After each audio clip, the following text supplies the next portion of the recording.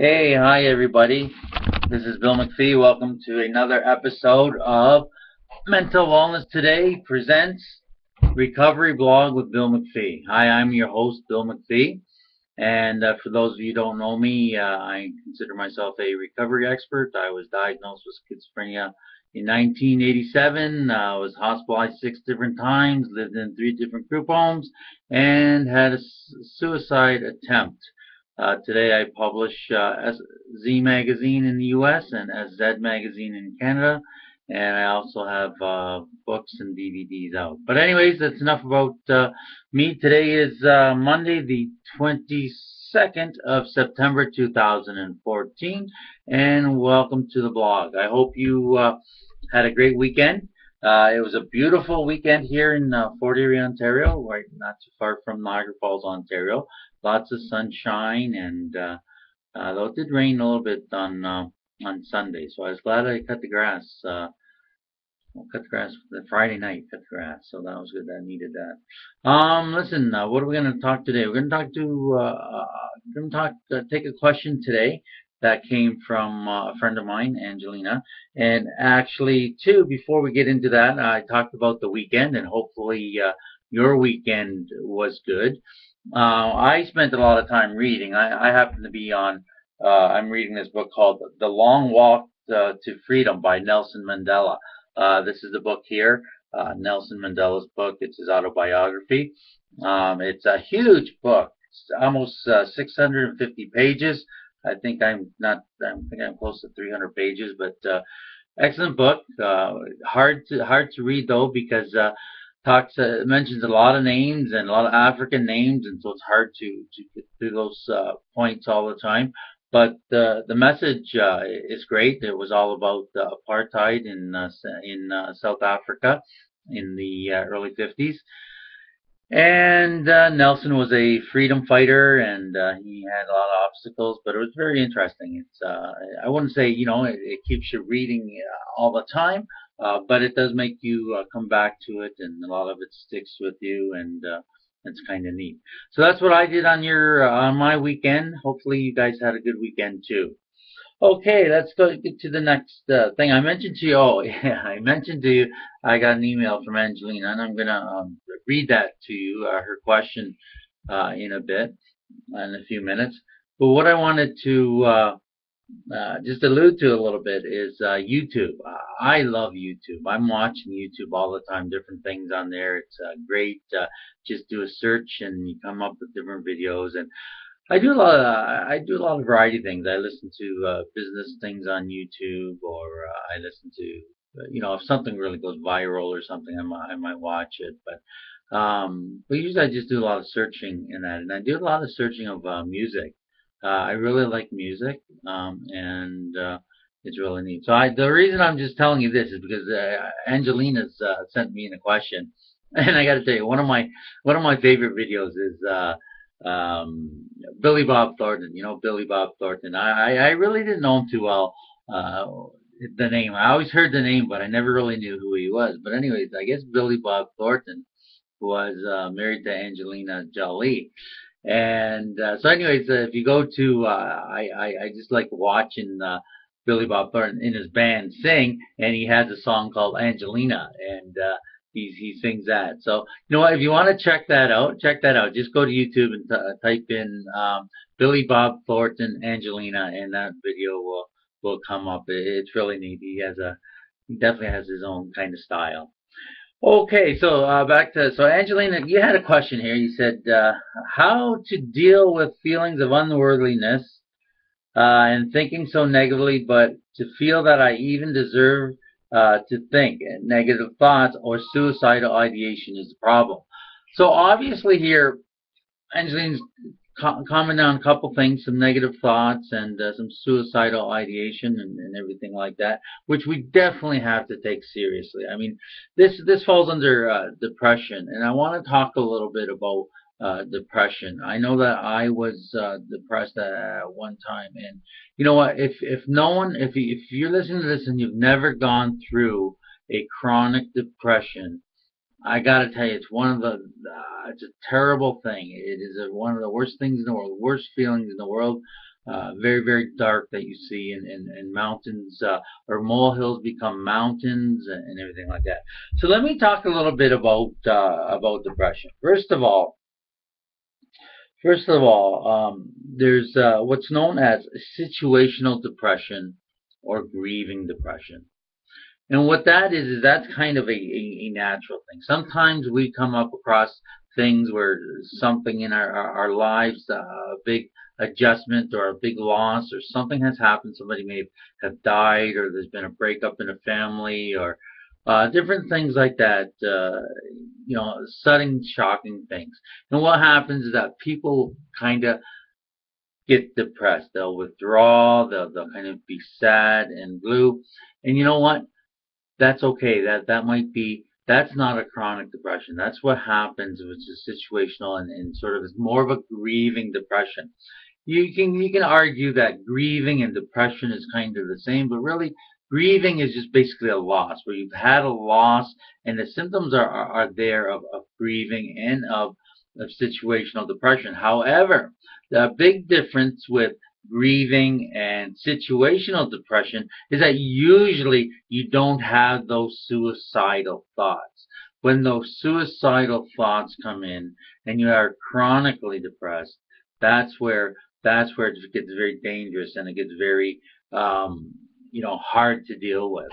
And so what that is that's where that's called a chronic depression, where it's lasted a long time, and you feel a hopelessness, you feel a darkness, a despair, very, very difficult time where you feel down, you feel worthless, you have no self-esteem or confidence, and that's what that kind of depression takes out of you.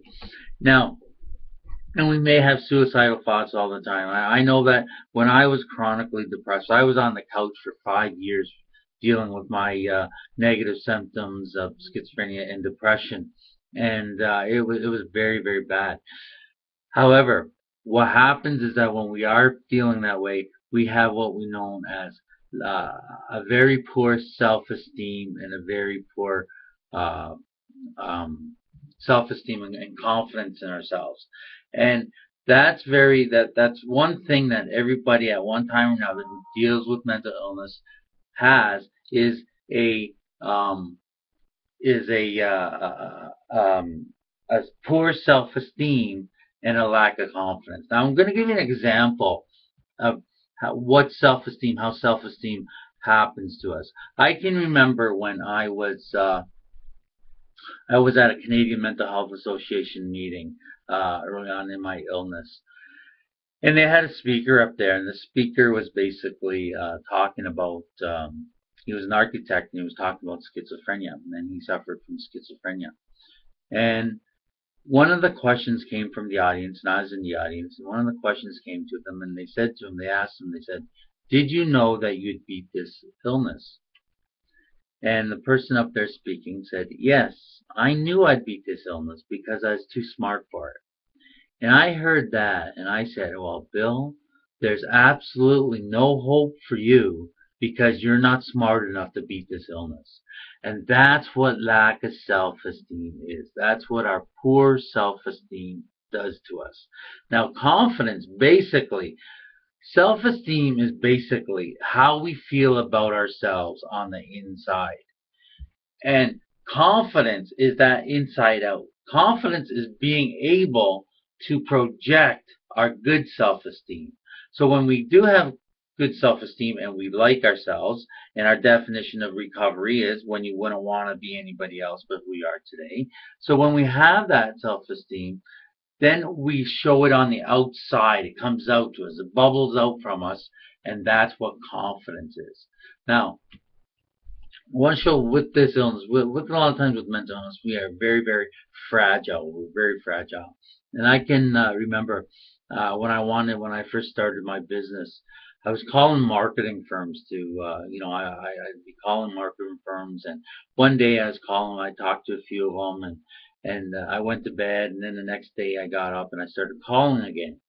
Well, by accident, what I did is I called the same guy that I talked to the day before, and I asked him the same questions. And this is what he said to me. He said, Didn't we just have this conversation yesterday? And I thought, oh my God, Bill, how could you be so stupid?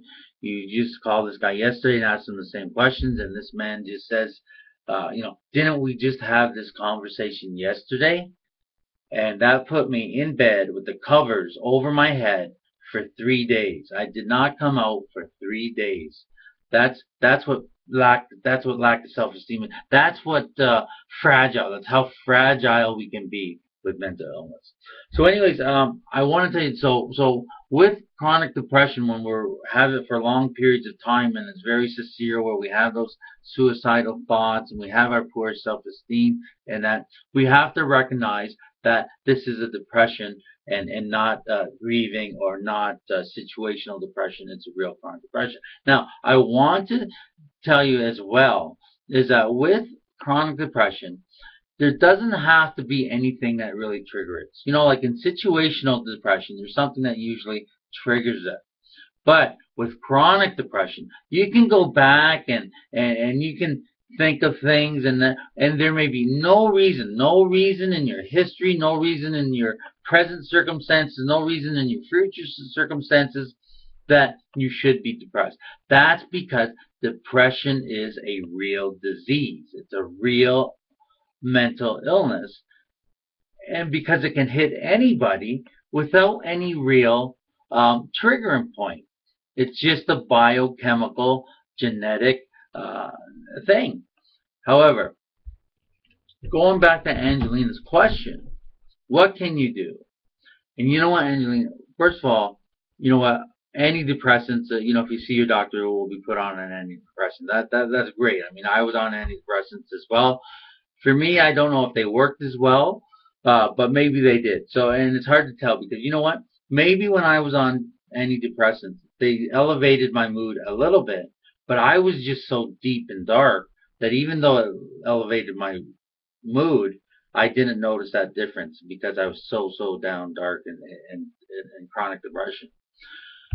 But what we need to do is that we really need to understand that it will pass, that chronic depression eventually will go away if untreated. However, you want to treat it. You need to see a doctor because you need to treat it because the circumstances under chronic depression is dangerous because of that suicidal ideation and suicide thoughts. So it's very dangerous. It's sort of like pneumonia.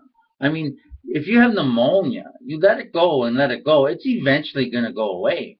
But you can treat it earlier, so you don't have to suffer as long and get rid of it. And that's kind of an analogy there, why you should treat it early, because it's dangerous, because it's only going to get worse. And a lot of people who do have chronic suicide will have an attempt of their life, and I did the same. I attempted my suicide. Okay, so I hope I cleared that up with that. Now I just wanted to mention one other thing about depression, and then go to talk about a new scientific thing they found out. But anyways, I want to talk a little bit about despair. Before I talk about despair, I just want to get back to what you can do when you are depressed and you have those negative thoughts and everything coming into you. When I was going through a hard time, I was, searching through the scriptures, and I came across this verse that said something about, I forget where it was, but it said, "Be courageous and bold. Be bold and courageous." And literally, when I was going through a hard time, I would have that message in my mind. I would always be saying, "Bill, be bold and courageous. Be bold and courageous." Whatever situation I was, I would repeat that. And that was kind of like self-talk, that self-talk to build you up or to just help you through your thinking of negative thinking and suicide and everything like that.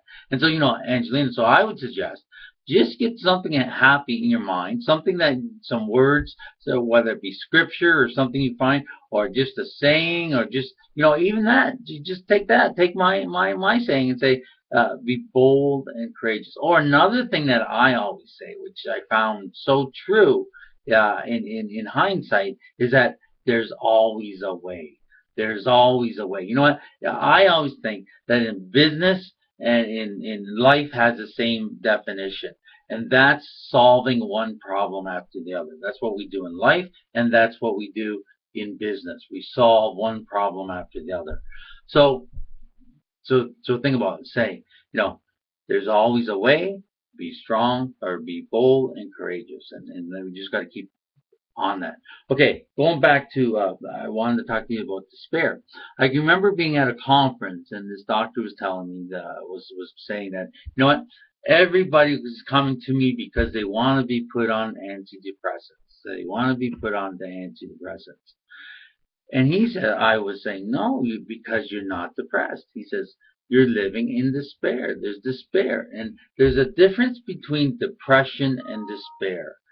Despair is when we don't have financial security, we don't have a job, we don't have a decent place to live, our finances are in a mess, we don't have any friends, we don't have any socializing. All these things are environmental issues.